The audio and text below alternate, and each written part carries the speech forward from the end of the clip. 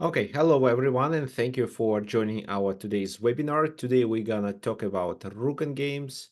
However, before we start, we will check the homework from our recent webinar, which was devoted to the control over the d6 square.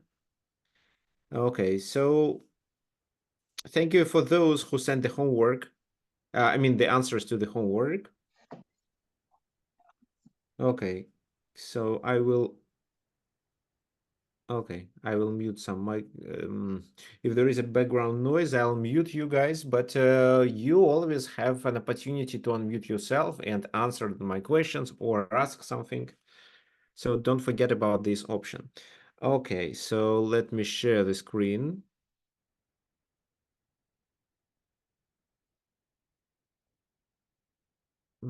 So almost everything is ready.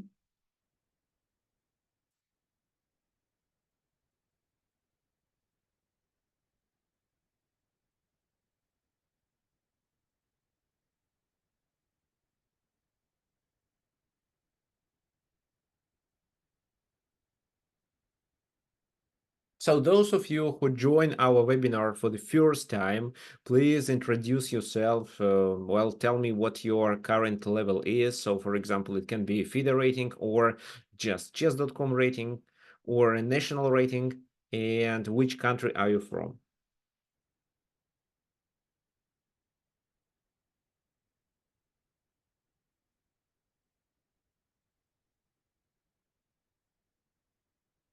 Okay, so everything seems to work really well. And let's continue with the homework. Okay, so let me check if so right. Um, okay, so let me check the homework. Well, okay. Actually, I did check, and I have a few questions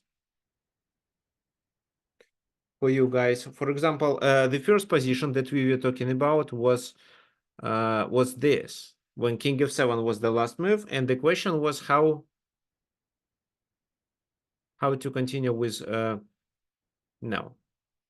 No, this is the position. So King f7 was played, and the question was how to come up with a plan here. So what white should be doing? Okay, what white should be doing here? Of course, they should get the control over the d6 square because that was actually our topic. But well, I think c5 looks obvious, and thanks for John who suggested it. So then rook goes back, and then, well, d6 looks natural, but d6 provides a black with a lot of opportunities to relocate his pieces and hold this blockade. That's why the d6 should be occupied with the knight. And the knight goes to d6 in a very weird way. So knight a4. Well, okay, so first knight a5. Knight a4 was played later. So this, supporting d5. So now white is completely winning. The rest they need is just to find the proper plan. And this plan is this. And the other knight goes there. Finally, this move was played. And after knight d6, king goes to e7. Can you suggest the move for white in this position? So what do you think white can do?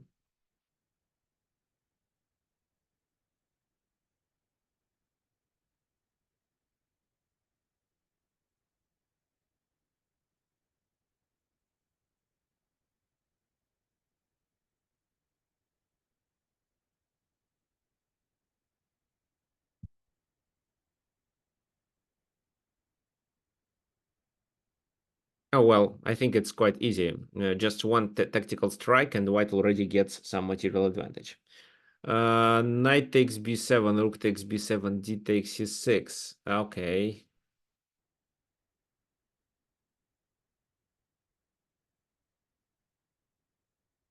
Well, this is how you gain a pawn, I think, right? Knight b7. Well, thus the rook has to take, d takes c6, and... Well, I don't understand how it wins the rook. Ah, because you can play this move. Okay. I can play that rook move.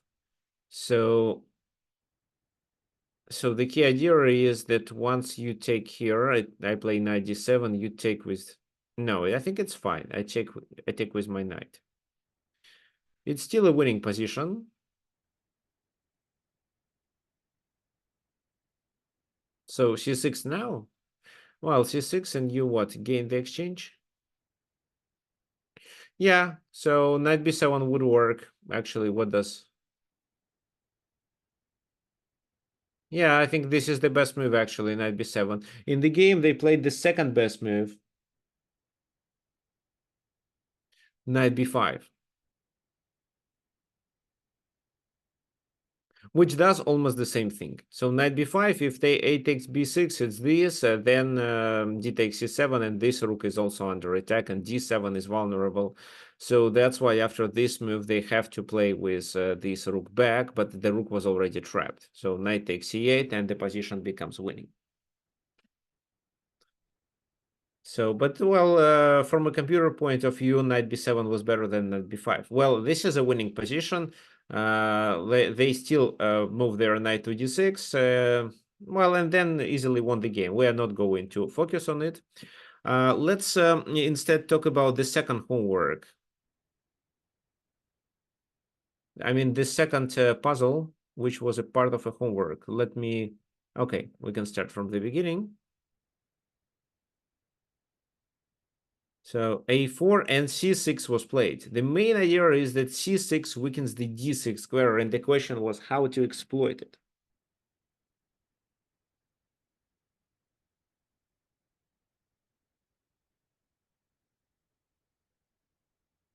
So again, here, John sent the correct answer. It was this knight goes to e4. Knight goes to e4, then what? Well, what they can do? Well, the bishop is under attack, and taking here isn't a good idea because simply bishop takes, right? Yes, and then knight d6 will be played anyway. So, but they can take, the king takes, not the knight, because the knight jumps there. And in this position, black decided to not take this bishop because they consider it that this position is completely losing. Yes, it is. So, for example, what then? If they move the king to d8, then it's knight f7, and then we take, and they cannot even trap our knight. We can try to release it from there. So we're gonna have an extra exchange here. And c takes, knight takes. Well, where else the king can go to? Well, f8 probably, but then we take here, and b6 is vulnerable, and these pieces are not developed. So, for example, knight a, rook a4, then we can take, play this, then capture another pawn. This pawn is lost anyway, so white is completely winning. Or maybe we first capture this pawn and then threaten a check, which will lead to another rook exchange, and then we have several extra pawns. So that's why after the exchange of the bishops, it was knight h6 played. Before, rook goes to a8, and then knight jumps to d6, king e7, bishop simply retreats because it was under attack all that time. And then white successfully took advantage of the position of the knight on d6 because this knight stops enemy pieces development. It doesn't allow this piece, the d pawn, to move, and the bishop can hardly get developed. So they can try to undermine, but then f4. So white is clearly better here. Okay, fine. That was the homework. And yeah, so, well, we have some new students here. Liv Huani from South Africa, who is considered, who is quite a strong player, 1900. There is Michael from the US. He is 1150 on chess.com. And Bob, who is only 800 on chess.com, but Bob just recently. Well, Bob, did you recently start playing chess, or you start joining webinars recently? I've been watching your webinars and they're amazingly instructive. I've been playing chess probably for, since high school. I'm 60 years old, so I have been playing for a while, but only been playing online recently. I've just been playing computer chess and with friends. And Okay, fine. Well, I'm sure you will learn a lot on these webinars because today we also cover a very important topic. Well, maybe the outpost on D6 isn't so common in the end games, but definitely in the knowledge um, of what you should do once you obtain such a perfect outpost is very helpful in your games. But today we start with Rook Endgames, and well, Rook Endgames happen very often. Maybe about 30% of all games finish with Rook Endgames. Okay, so take a look at this position. What do you know about it? It's black to move, and what do you think whether it's a draw or black is winning? So these are just basics. We start with basics, and then we continue with something more complicated. So I'm sure many of you know this position and know exactly how black should play here.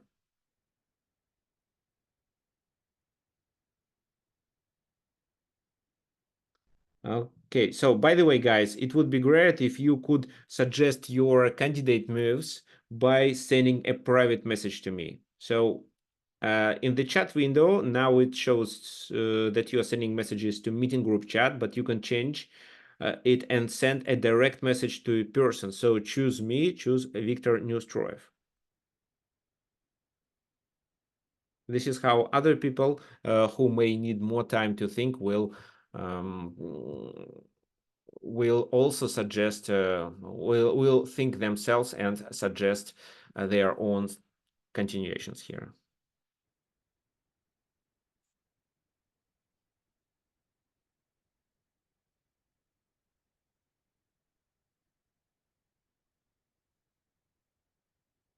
So, well, black is winning, but how black is winning? How exactly black should play here?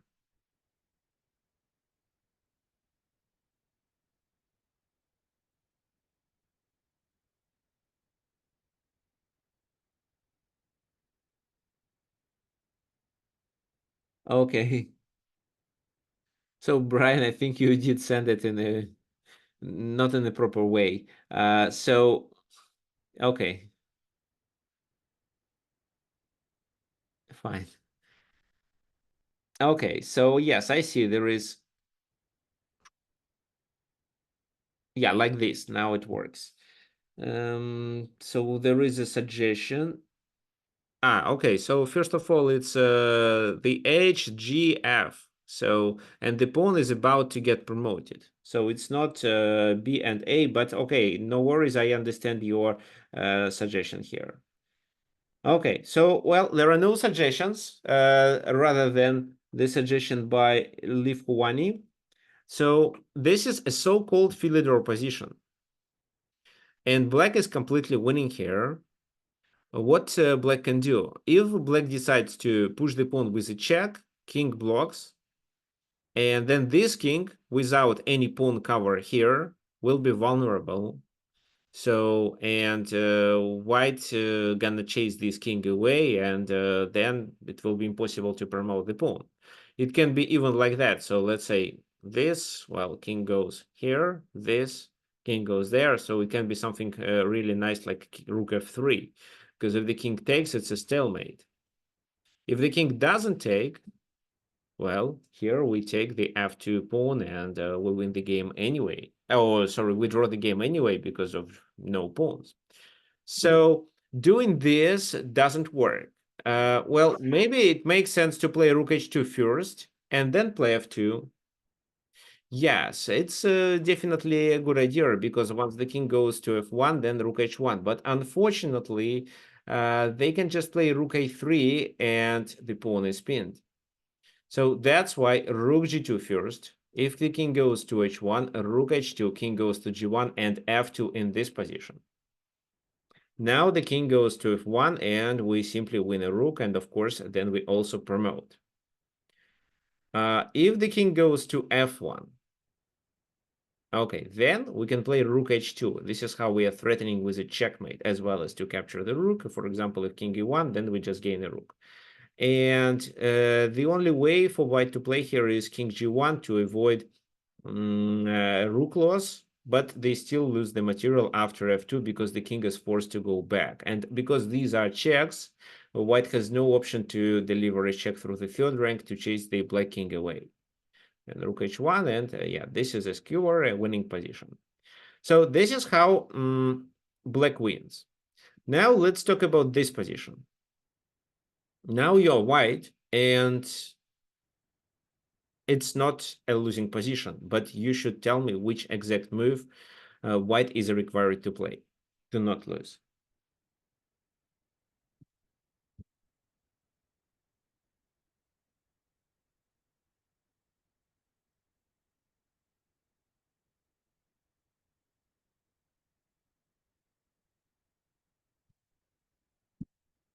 So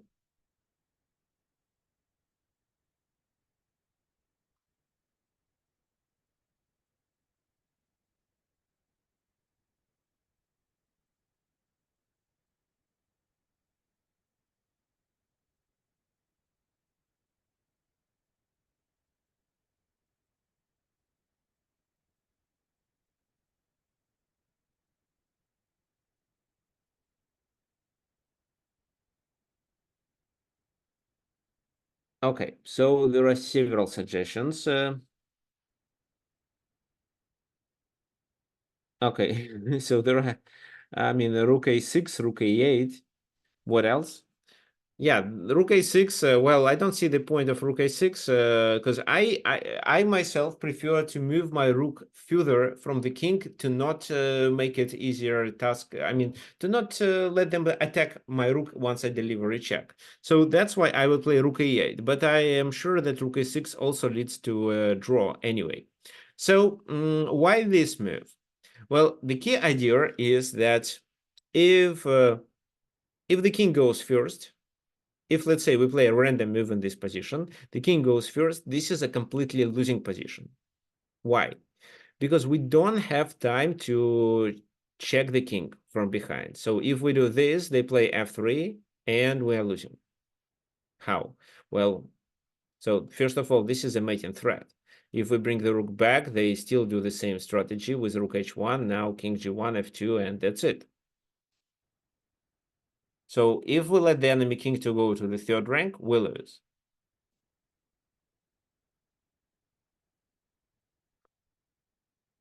If the pawn goes to the third rank, then we can move the king to see to anywhere to this 8 to the 7th rank, and then right now these checks do not make any sense. The king goes to f2 and back, so king g3, and we start checking them from behind, and he cannot avoid it. So this check, go back, check, go here, okay, check, here, here, here, here, here. Let's say check again. And once he goes there to play rook g7, it's enough just to attack the pawn. The pawn is lost. The king is too far. We can even do it in this position. So we can even play this move, and they still cannot do anything. If they go there, we keep repeating checks. If they advance, we just take it. So our task is mainly to force their pawn to move first. That's why rook e8 isn't the best way to play. It's still a draw after rook e8, but the main idea is rook a3. You stop the king coming to the third rank. And once the pawn comes, it's a complete draw if only you move the rook to deliver checks from behind. So it can be a5, a6, a7 rook moves. This is a draw anyway, but not rook a4 because after king g3, no checks can be delivered. Okay, so remember, so this is a Philidor position, and if the pawn, if the king goes first, you lose. If the pawn goes first, then checks from behind are playable. Well, you can also start checking from behind here, but this is a bit more complicated because after this move, we still have to deliver a check on a3. Okay, fine. So I think it's clear.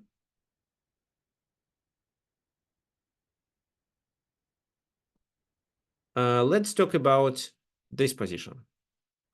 White to move. What do you know about this position? So is there a win? And if there is, how? Because looks like our king is stalemated. They are likely to play these moves. And how do we promote the pawn if we cannot move the king away? So we cannot, well, maybe we can move the rook to f2. What do you think? But then we still cannot go to f7 or f8 with the king.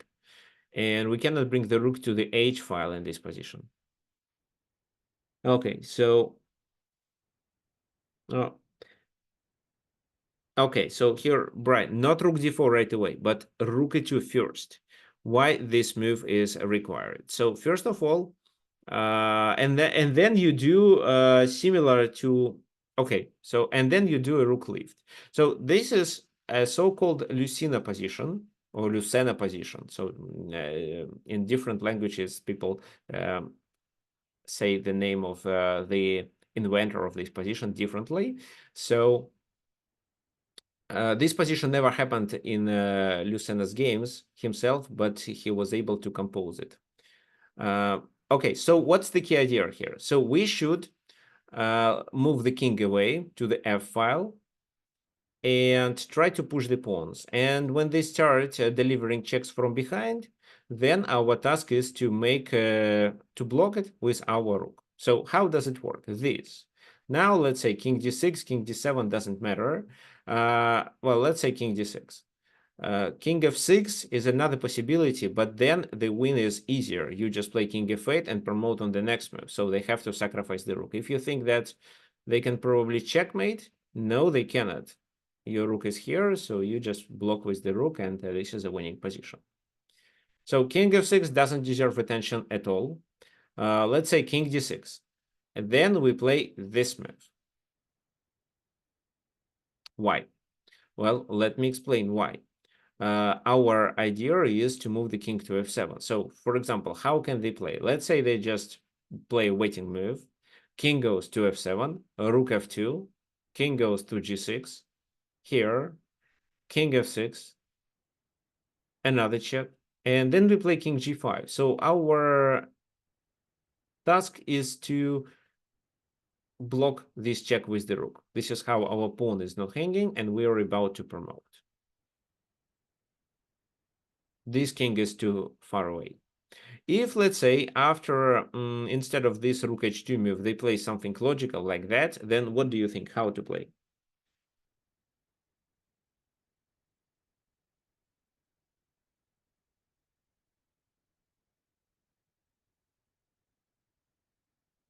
Okay, then you play rook e8, right? Then you move the king further and promote the pawn. So, for example, here, this.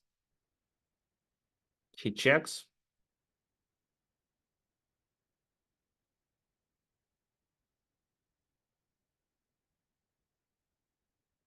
How do you play here? No, it looks like king f7 was a wrong strategy.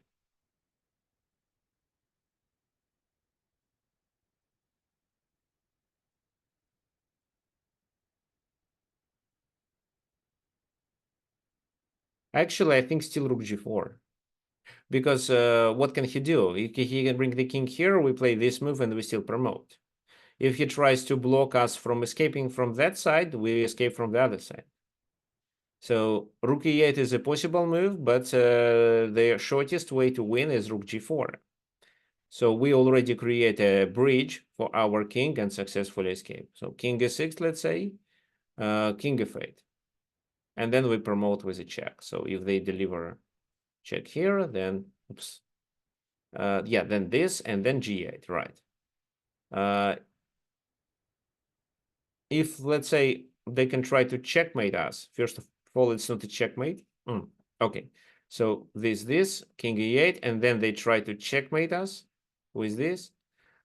We promote with rook e8 move. Well, g8 is a check, so the king has to move. But even if it wasn't a check, we could deliver an intermediate check with rook g6, forcing the king to go away from the 6th rank.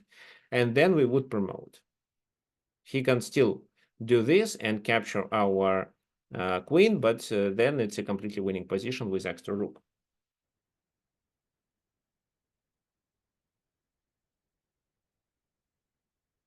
Okay, so rook here, king d6. So, well, let's say they play king d7. Why not rook e5? Well, rook e5 is also playable if they move their king there. And if this move, then, well, rook g5 still wins. Then king e7, unfortunately, and it seems that we have to repeat the position. So it looks like that we need some space for the king to escape. So either f8 or f7. That's why rook e4 to lure the enemy king. And then even if he goes to e6, we now have king f8 move.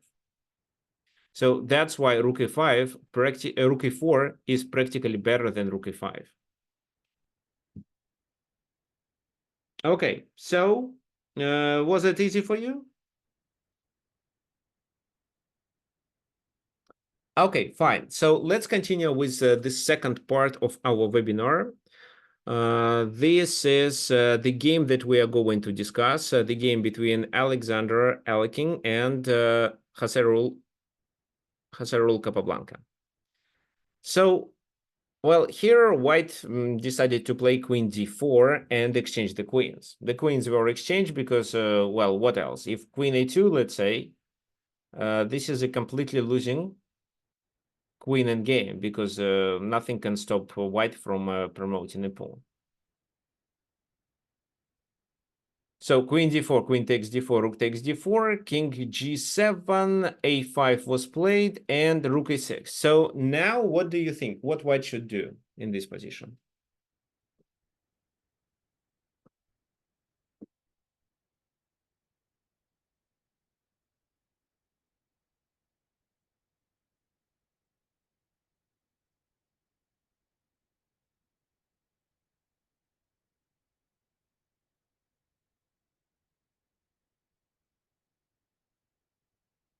Okay, so there are several ideas.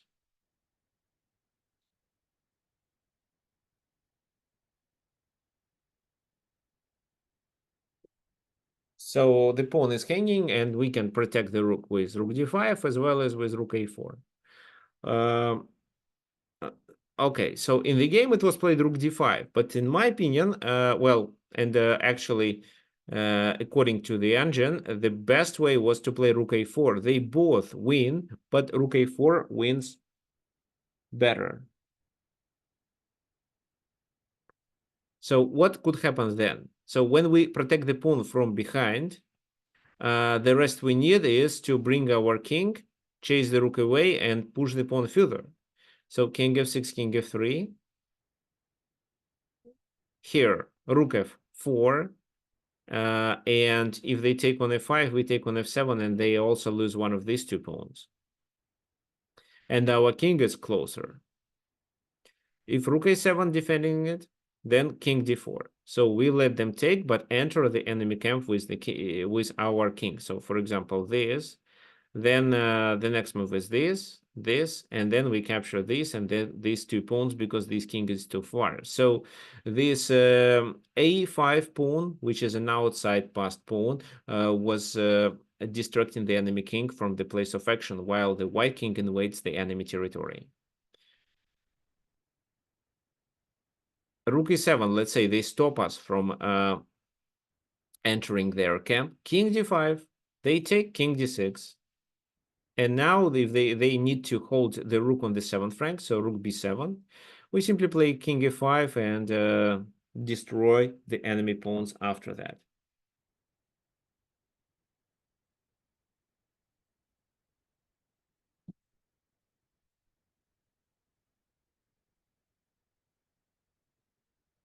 Okay, so rook d5 was played in the game, still winning. The game continued with rook f6.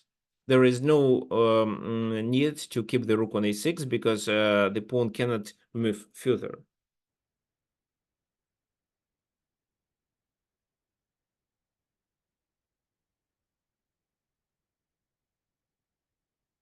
Rook d4, and now rook goes to a4. So they still did the same strategy here.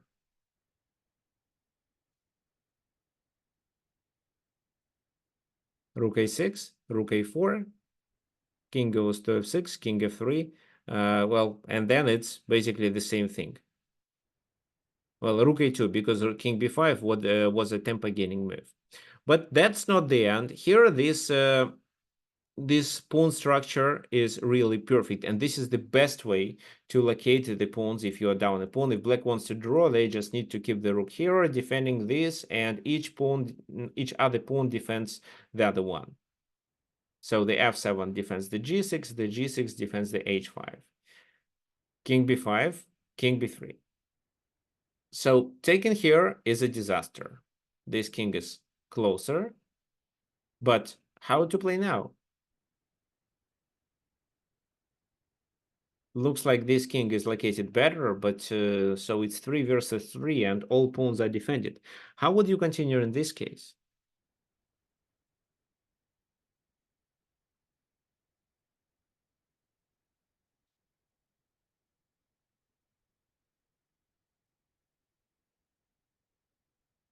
Okay, so f3 g4 with a breakthrough, f3 or f4. Well, Brian, could you please make it more concrete? So f3 or f4?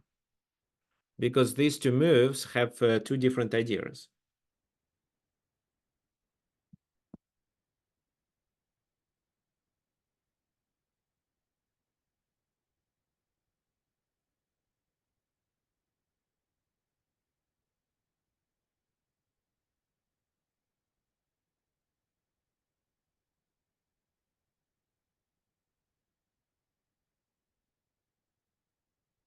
f4, okay, and after f4, how to continue? Yeah, so Leaf Huani is correct this time.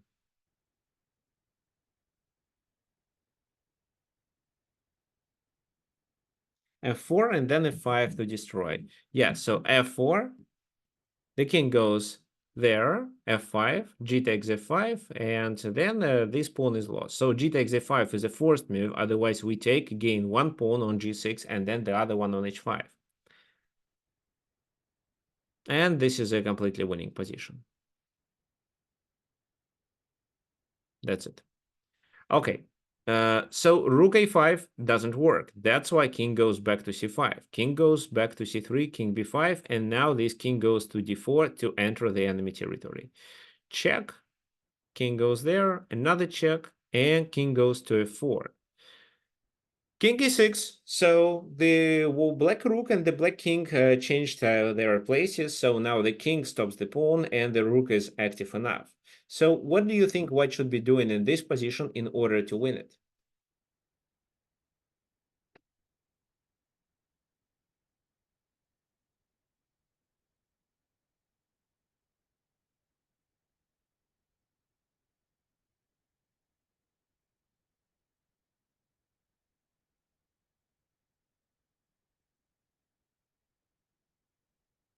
Okay, so yeah, thank you for your suggestions. Yes, it's right.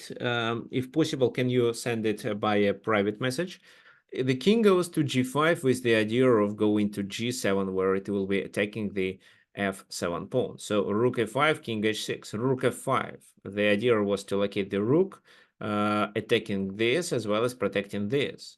f4. Now what? Rook c5.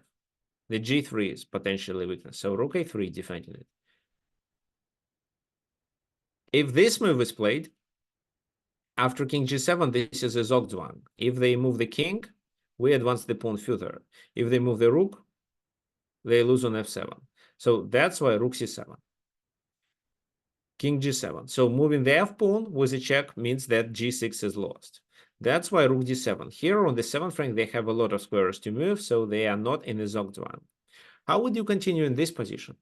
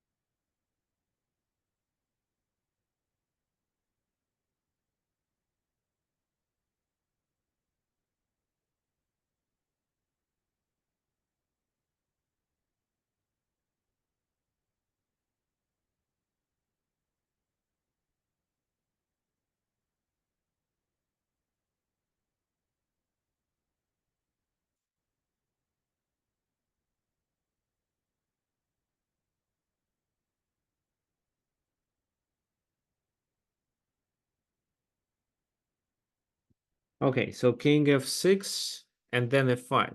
Well, we actually may play f5 right away. There is no need of king f6. So king f6, they keep the rook on the 7th rank. Then f5, well, yes. But f5 right away works even better. Why do we need king f6? Why? Well, why we waste the tempo on king f6 if we can play king f5 right away? So we're threatening to gain a pawn and then to capture the other one.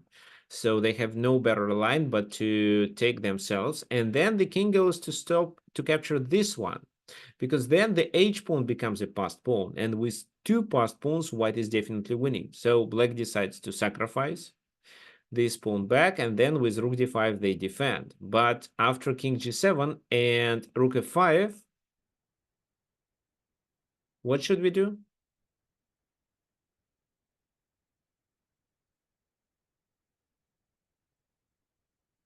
We should play rook a4. Yes, thank you guys. Well, and black rook is in the Zugzwang. So if the rook moves, we take here. If the pawn moves, it's king g6, and they still lose all the pawns. So king b5 is the only way, because if the king goes further, we push the pawn to a6. But king b5, a6 no longer works. They stop it. So that's why after king b5, we have to play with our rook, and this time we move it to e4. With the support of this pawn, we are about to play this move. Rook e5. So king goes to, well, if king goes there, then rook e5. The rooks are exchanged. We take here and simply promote the e pawn successfully. So king goes to a6. How to play then?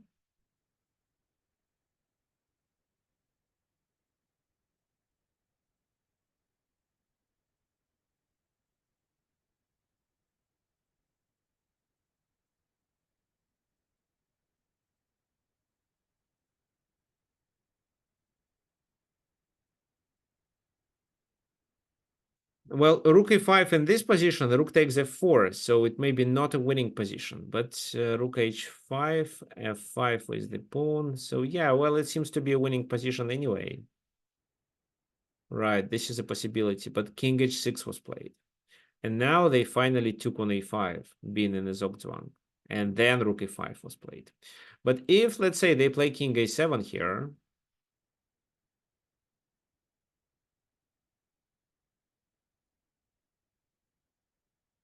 then what?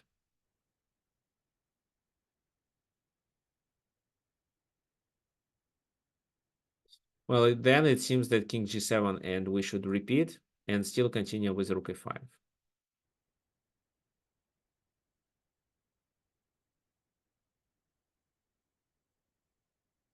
Okay. So they took finally rook e5. Now this pawn is lost.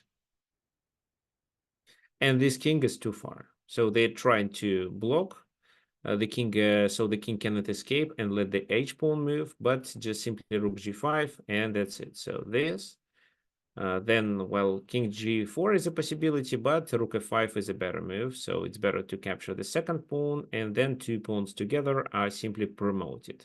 We can even keep the rook on the e file to not let the enemy king to enter the place of action. And these two pawns can be promoted with the king. Okay, fine. So what I want you to learn from this position, first of all, locate your rook behind the pawn. So even here, when rook d5 was played, white later regretted of this idea and still moved their rook to the a file behind the pawn. And the second thing I want you to remember is that this pawn is always played in order to lure the enemy king to the queen side and let your king enter the enemy territory and capture the pawns on the king side left. Okay, that's it. Well, what we are going to do today, we are going to continue with these positions. I prepared these two positions and we're gonna play them. Okay, let me set up everything. And you, while you are waiting for it, you can. So the webinars are free, but I kindly ask you to donate if you have such an option. So this is the link that allows you to donate.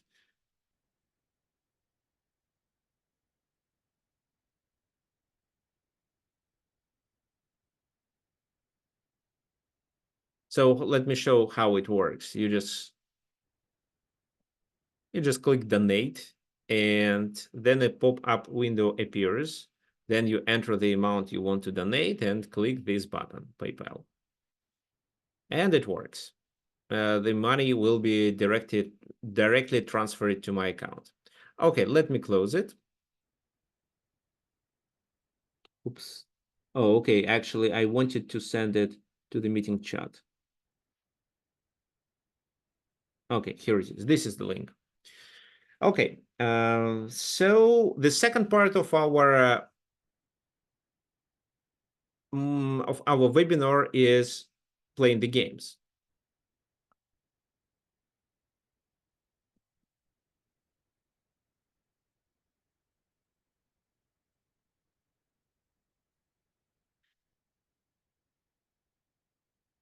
So we're gonna play from two positions. Time control. The time control will be 10 plus 5. And set up position. So I'm going to copy the first one.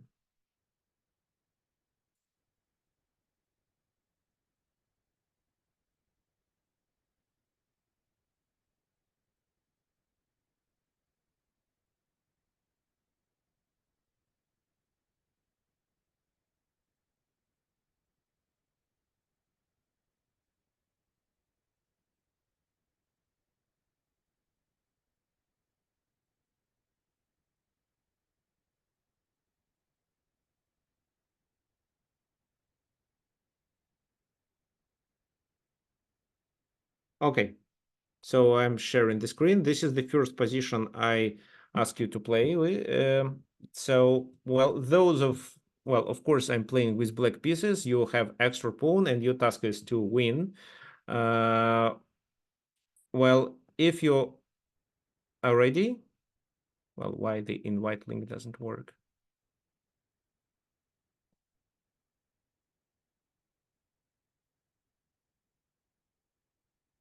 Oh, sorry. 10 plus 5 from custom odds. Set up the position. Load. I play with black pieces and rate it. Well, last time it did work. Okay, I can play with a friend. Create challenge.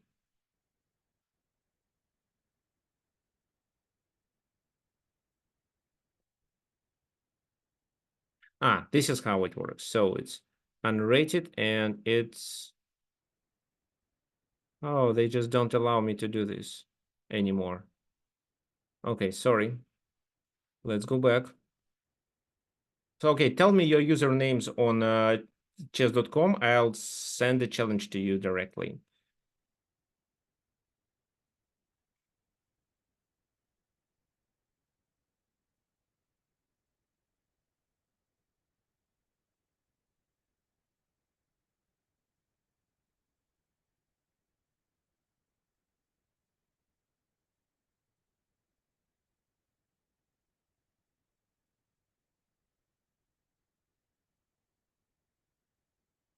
Okay, so let me check.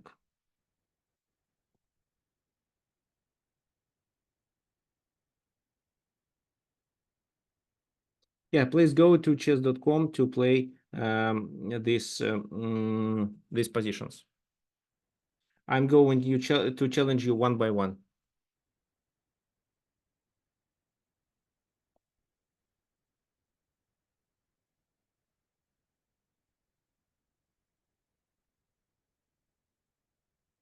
Okay, so the first new game. Okay, let's play this one, just one. Well, actually, custom.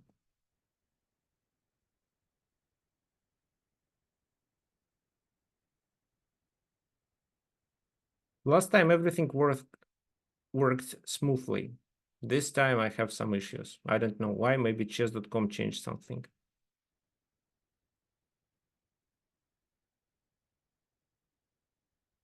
Oops.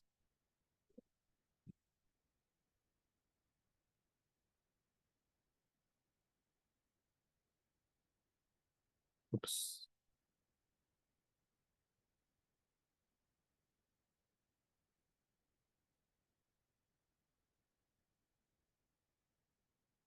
No, not this one. This play. Okay.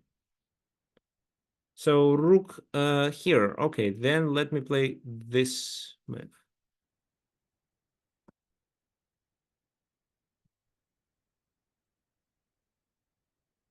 So Parallax, I send a challenge to you. Okay, thank you. Your turn.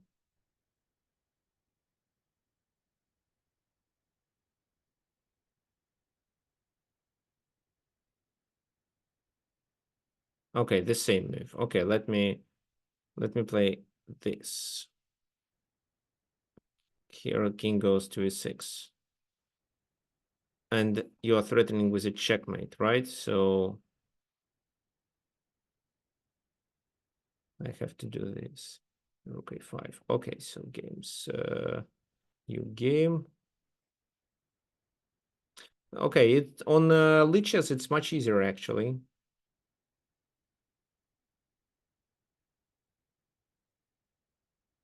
I have to bring the rook back to not get checkmated.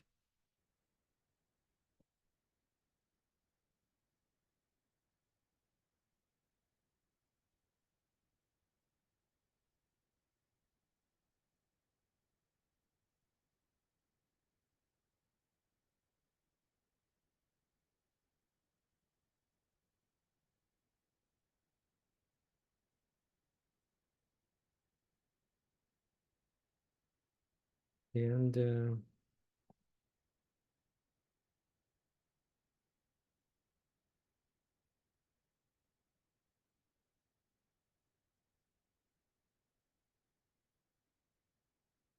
oh, finally invite link works.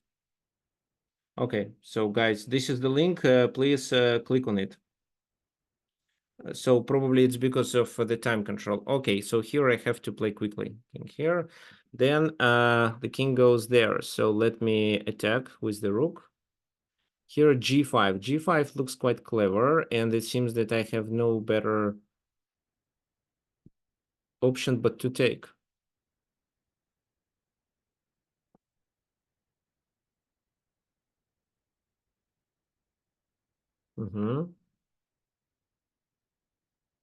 So where am I? So let me take. Fine.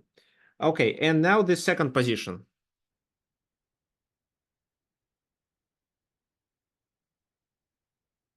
So if I choose 15 plus time plus 10 time control, it works. And the second position is so here. So the second position is more playable actually. The second position is this. Oops.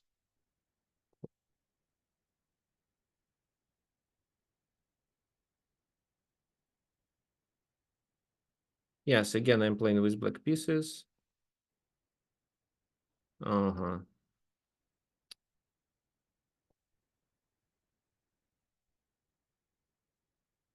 Okay, let me play against Brian.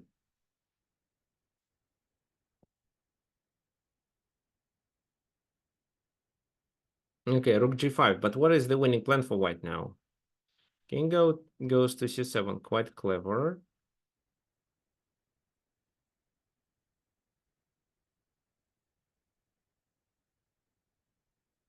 Okay, rook goes there. Rook g4.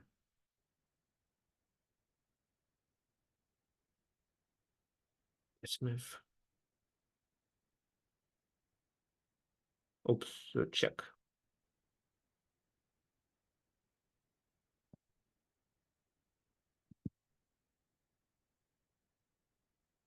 King e7 here. Rook b4. So what can I do? Looks like I have to defend my position with rook b7. Here, king g6. So there is no checkmating threat. There is there is rook g5 move. Rook goes there. Well, right now there is nothing I should be worried about. So then I take here, rook b5. Let me play this move.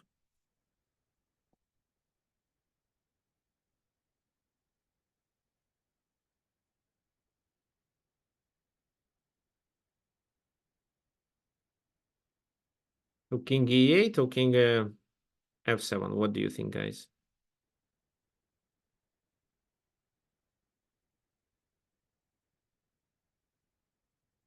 Yeah.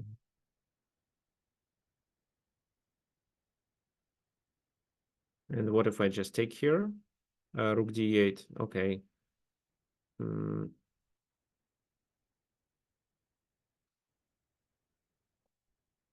Okay, wait a sec. Does anyone want to play the game against me? Let me do a new game. More time controls. 15 plus 10. So custom position. Fin, and so if you okay, so black. Okay, who wanted? If anybody else wants to play, just tell me your username. I will um, send the challenge to you. Oh, invite link finally works. Okay, let me copy this link to the chat, and if you want to play, just okay. I can also do this. Play. Oops. Wait a sec.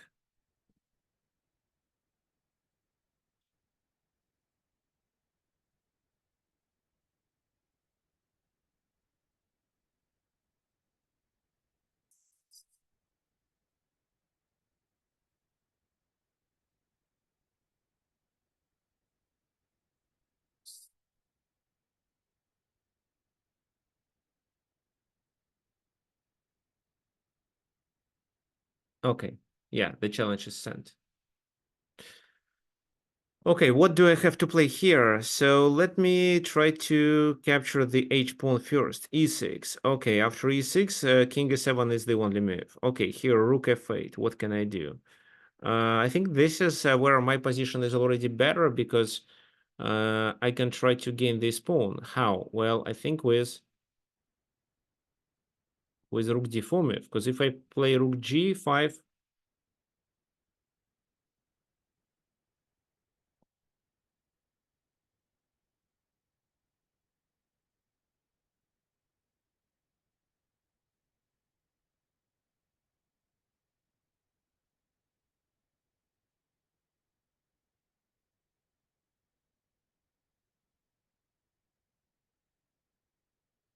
oops. No, let's abort it. This is a wrong link, so sorry. Here, Rook D7. Well, and this is a draw. Rook D7, I have to move my king to F8. Here, take. It's not a draw. It's a losing position, unfortunately. Right. So Rook G7, I take. Yes, I have to resign because I cannot stop the H pawn. Okay, thank you, Parallax. You did well.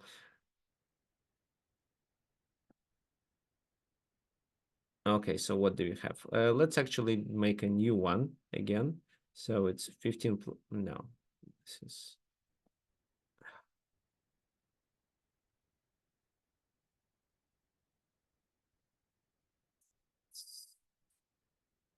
Then so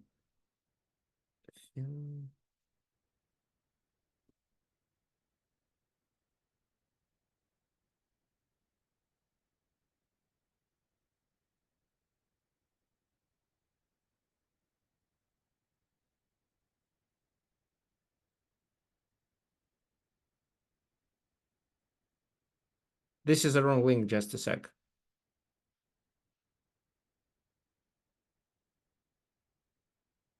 So this is correct.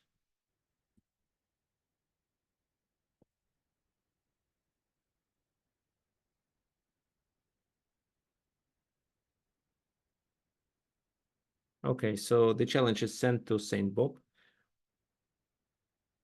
Or you can use this link instead.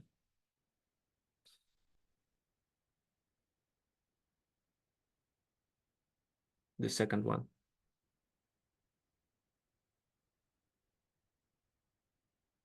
Seven. Okay. So what can I do in this position? I can still do the same thing. So check. Rook goes there. Then rook g5. Here I still try to win. Maybe it will help.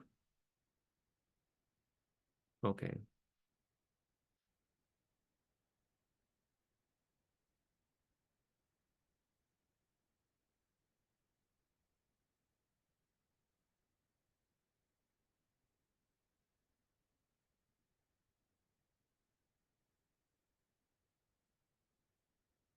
So use the last link. We're gonna play from a certain position.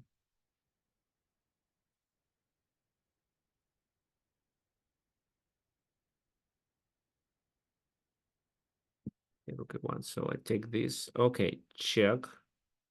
Here I move the king further. King d6. Rook f5. King goes there. Okay, I'm gonna capture here. Well, yeah, I'm gonna capture here.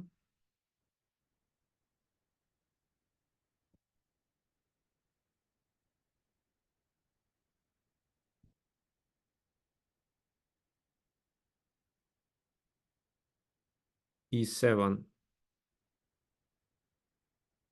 G5. Rook g5. So what can I do? Okay, let me bring the king. King g6. Here. So rook d8 is not a threat. Ah, I take the rook.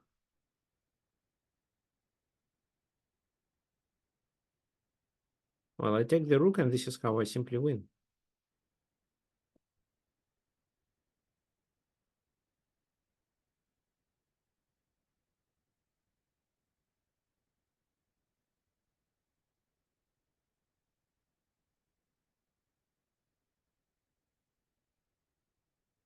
Okay, let me try one more time to challenge Saint Bob.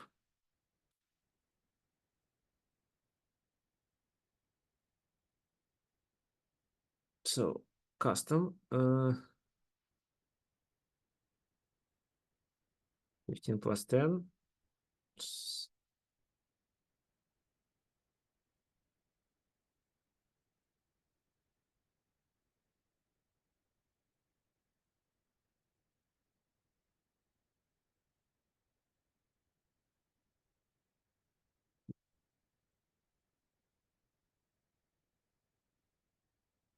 So again, this is the link for you.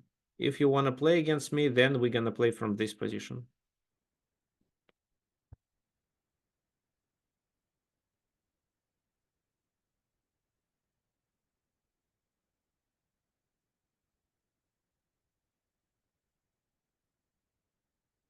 Okay, so here my turn.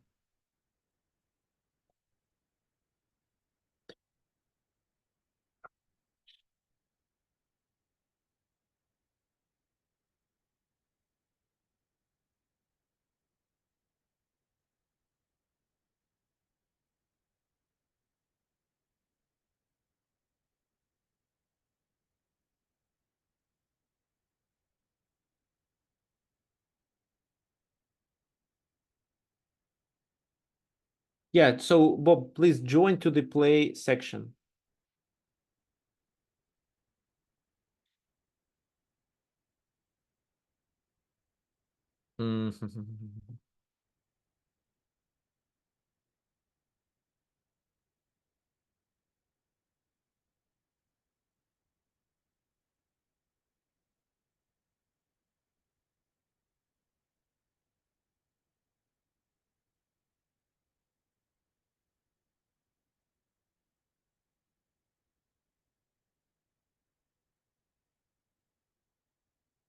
No, not this. Yes. Okay, the challenge is sent. So you should be here. Oh, you should click here, then play. So to the pawn and then play. And then you will accept this challenge. Or you can just use this link. The last link I sent. Here, king f6, here, king g5. Yes, like that.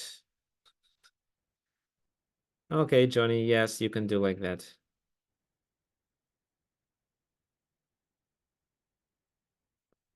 Let's just make moves.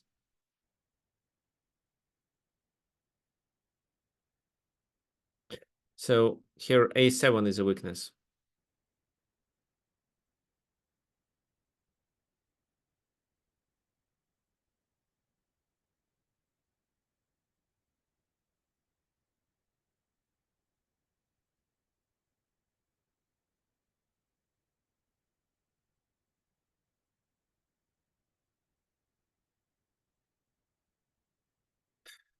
Okay. Yes, and this seems to be a draw. Let me try something.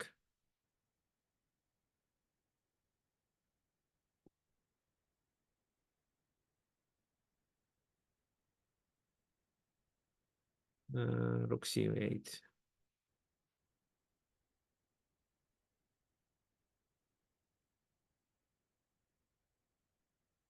No, it won't work.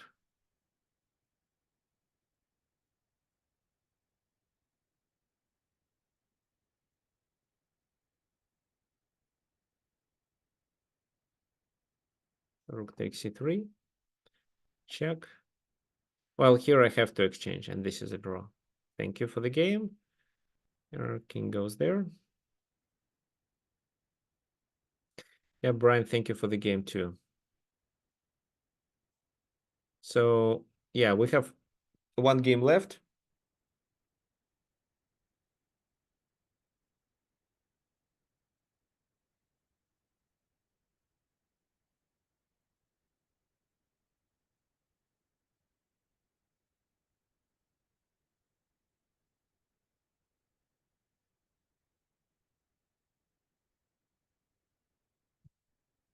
Yeah, I just wanted to block. No, I don't want to report. I want to block him.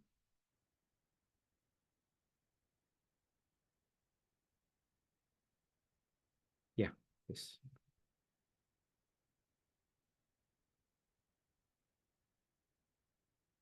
Okay, so here, what happens? White has a material pawn majority on the flank, a2 and b4.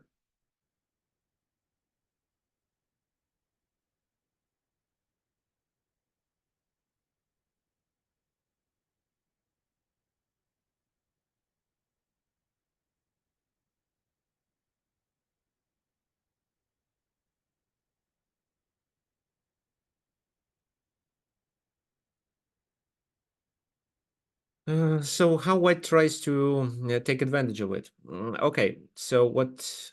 Okay, a4, fine. And if I do this,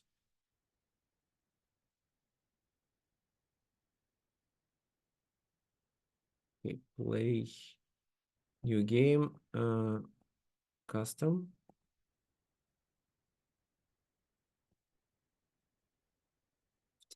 Then, fin.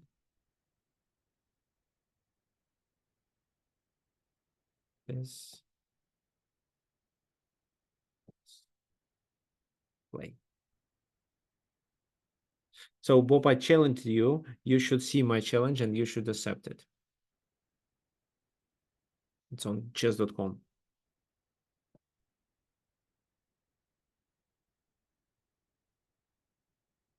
So here what I should do. Well, a5 is not a problem. Okay, yes, exactly. This is how it works. Or you could use the link that I sent in the chat.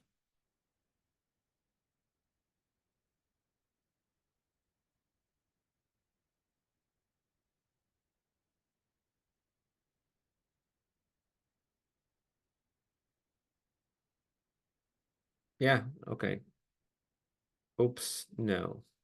Could you please abort this game? Because I didn't mean to start from the very beginning. Thank you. And Bob, I ask you to play in 20 seconds, otherwise the game is aborted. These are chess.com rules.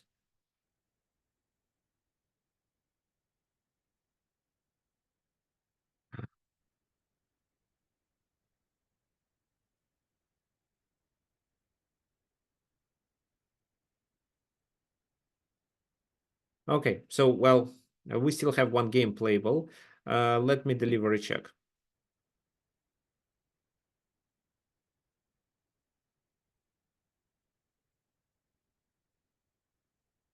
Now I would like to activate my king.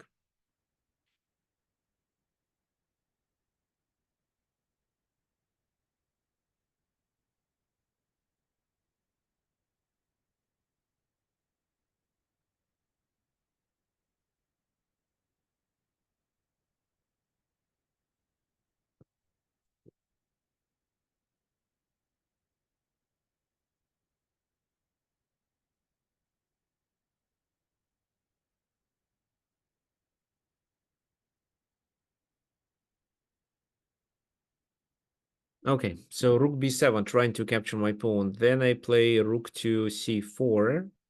I think you played rook b7 too early. So let's do rook c4. Yeah, rook c4.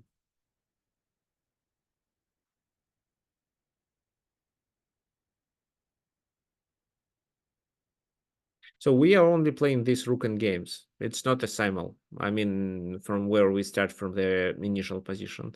Here we practice Rook Endgames.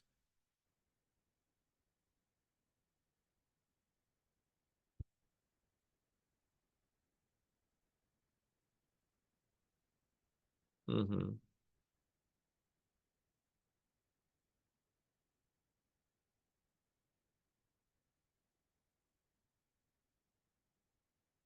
d6, so I want to activate my king with this move. Why do I need it? I didn't need to push the f pawn, because once I do it, then rook b7, rook takes a4, rook b6, and then my e6 pawn is vulnerable.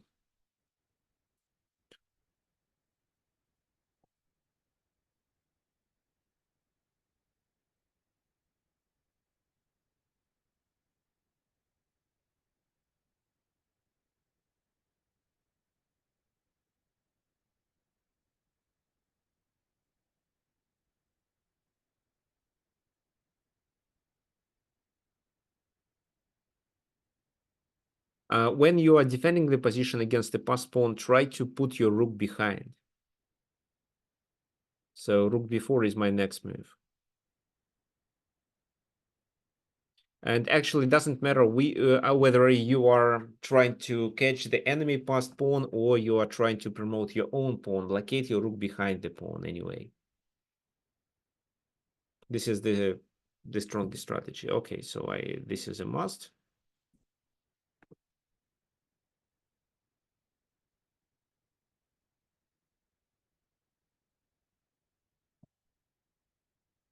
Mm,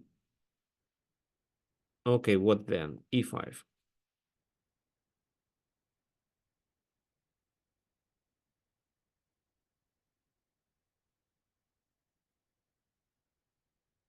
So king e6, and then I want to push the f pawn. This is the plan.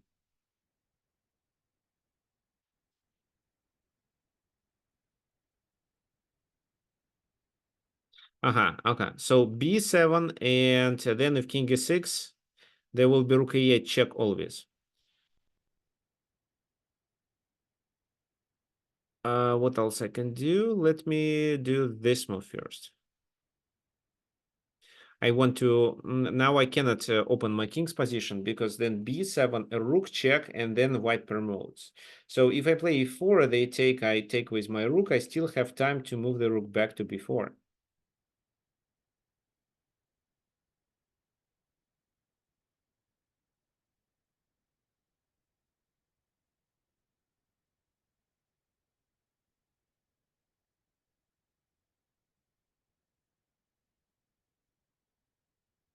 Okay, so no worries. We're gonna finish this game and I will try to explain something to you. So rook b4, trying to attack the pawn on b7, because now the rook cannot move. Now what? Well, if this move, it's g4, but maybe this is what I need.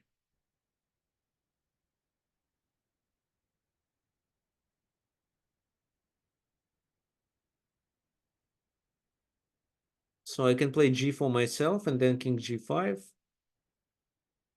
And then what? So g4, h takes g4, king g5. And then it's white to move.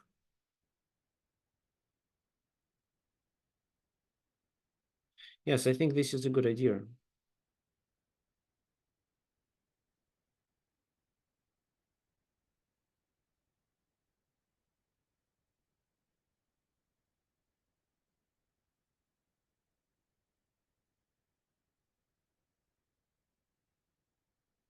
So white is in a kind of a Zogzwang.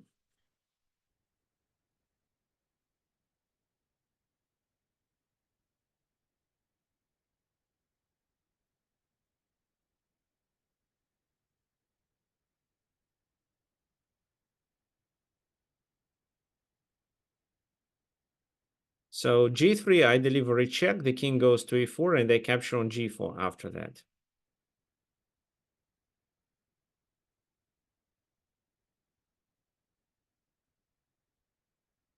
Okay, so candidate master.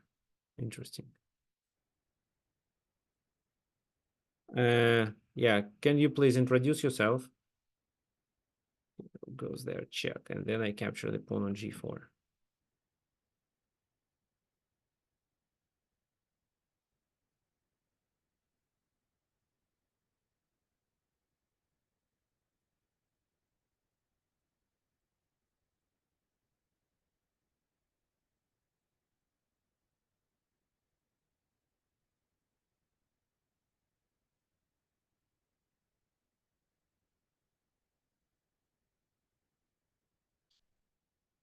So what is my winning plan here? Well, it's not a winning plan, actually.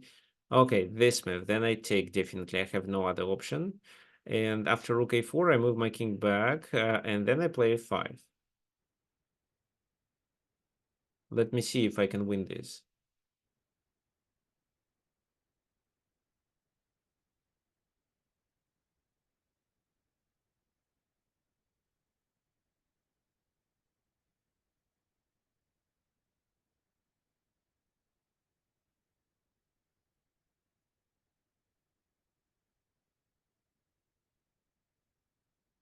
Well, f5 is a must anyway.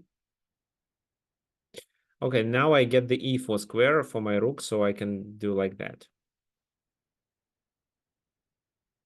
Yeah, let me do like that.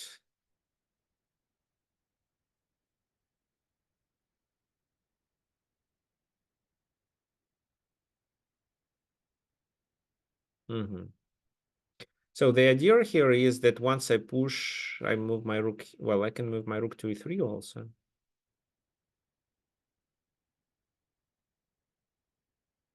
Okay, let me move. So f4 is a threat now.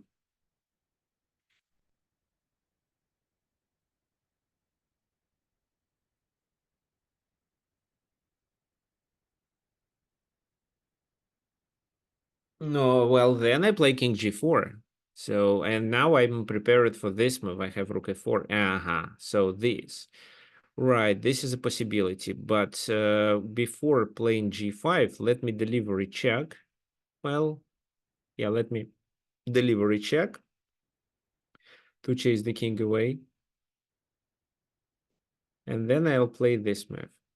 And then I want to capture it with my rook, but the king shouldn't be attacking my rook, otherwise rook g5 works.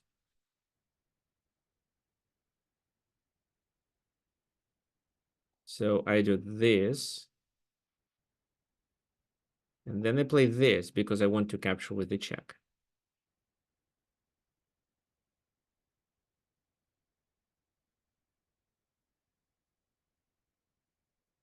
And then I simply advance the pawn. So it's a completely winning position. Once I'm 2 pawns up, it's There is nothing to talk about. Yeah, thank you. Okay, so let's check these games, guys. Let me also leave. Yeah, here we are.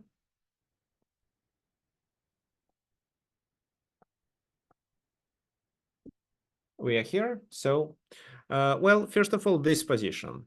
Well, g5 right away was a good idea. Also, there is a rook d6 possibility. Rook d6. Well, I played rook a4, which is a good idea. And this, right?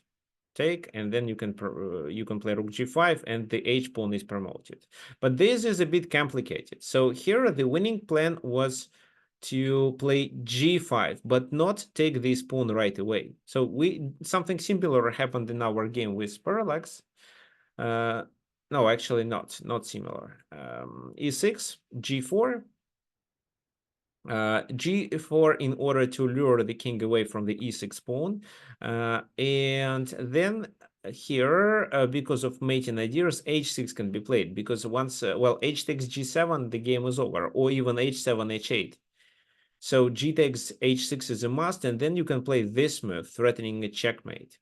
So king g8, this pawn is too far, and rook g7, after which you capture this pawn. This is a weakness, and the king is in the corner, which means that king f7, king and pawn to e7 leads to a win. So maybe that wasn't important, actually. I think in this position, if I were playing it, I would continue, well, king here, like that. How can they stop me? h5.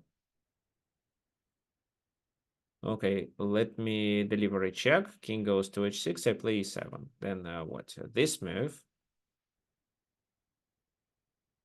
Then I play with the rook, actually. Okay, then this move.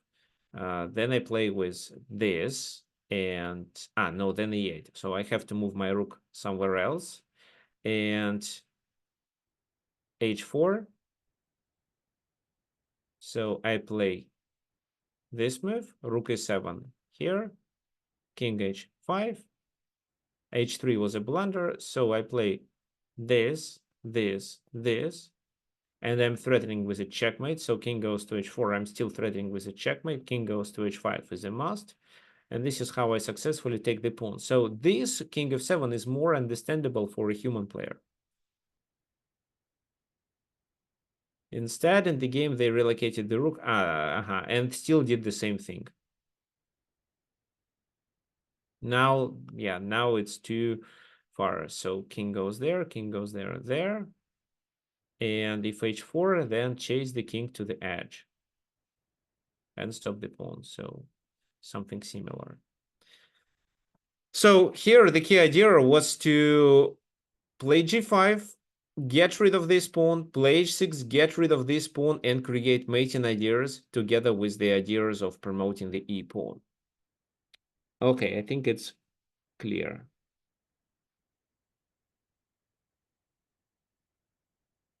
What's then? The second one, this one.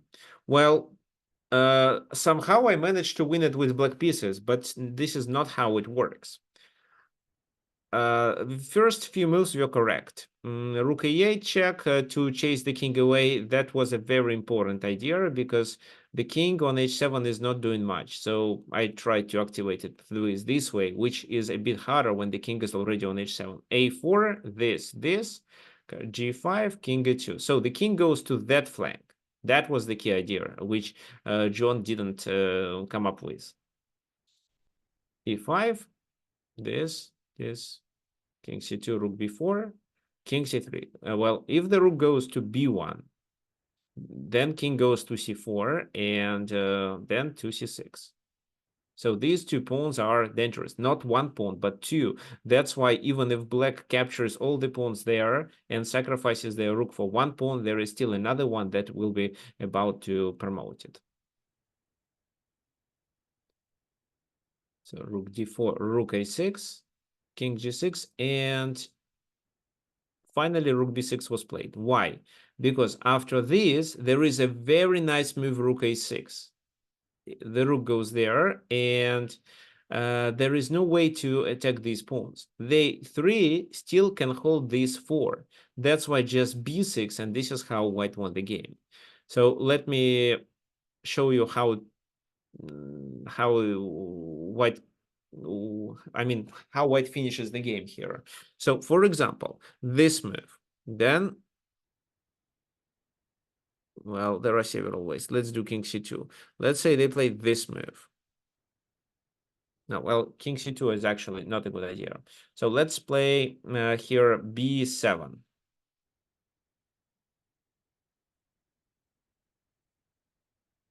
Or rook a4. Yeah, let's do rook a4 first, because if rook b1, I can block and then the pawn is promoted. So rook d8, for example, king goes to c4. Rook goes there, king goes to c5. And because this king is too far, I just play 2 moves and promote the pawn.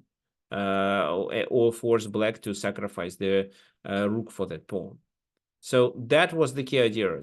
When you have a material majority, when you have a pawn majority on the flank, and you are about to create a passed pawn there, try to bring your king there, because the king with the pawn can successfully defeat the rook. But a rook and the pawn cannot win the game against a rook. So it seems that there is still a lot of room for us to learn and to practice with Rook Endgames.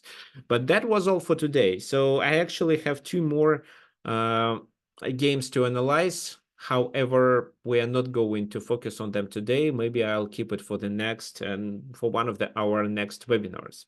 That's not the end. I also have the homework for you. So let me send it to you.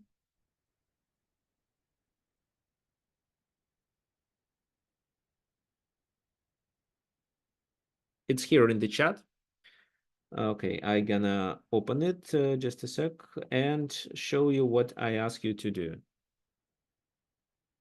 So here we are.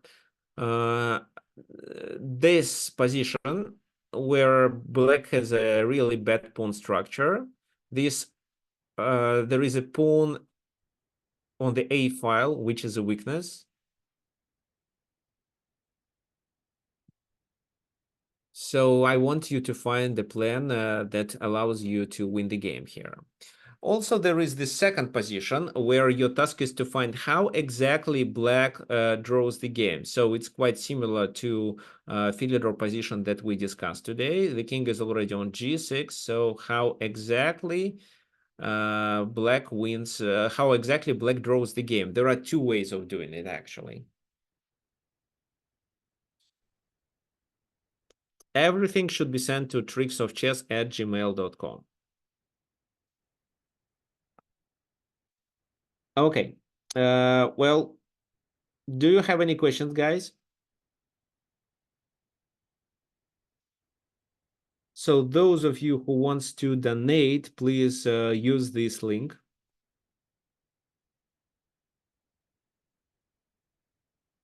This is how it works. You click on it, then you click donate. Then you enter the amount which you are okay with, and then you click PayPal, and then it opens your PayPal account or creates a new one. You enter it, and then you pay through PayPal. Okay, fine. So okay, so well, what else? I'm going to create a group where from maybe 1200 to 1600 according to their chess.com rating. So instead of just doing individual classes, it will be a group class. So quite similar to webinars, but at the same time, we will be following a certain program that will make such players from 12 to 1600s better. So we will focus on their needs. I'll create a plan, and we step by step will follow this plan, as well as there will be homework provided, and also the recording of the class will be available for those who missed the class for some reason. So I'm going to announce it as soon as I fix some technical issues, because I want to run it through my website, and well, there will be a monthly subscription, and well, right now I'm concerned with how can I organize a monthly subscription. So you play like a small amount, like, well, I'm not sure which amount yet, but I want to start with $49 per month.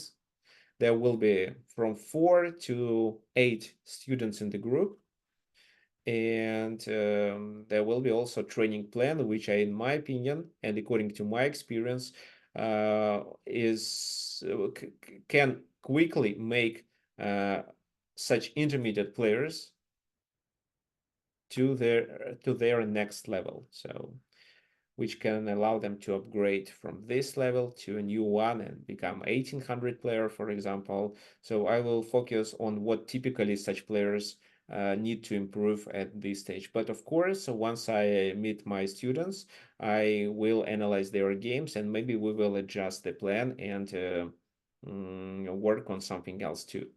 Okay.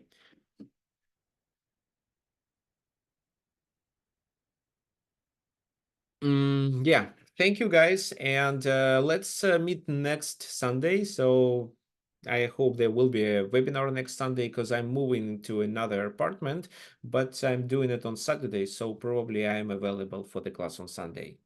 See you then. Bye bye.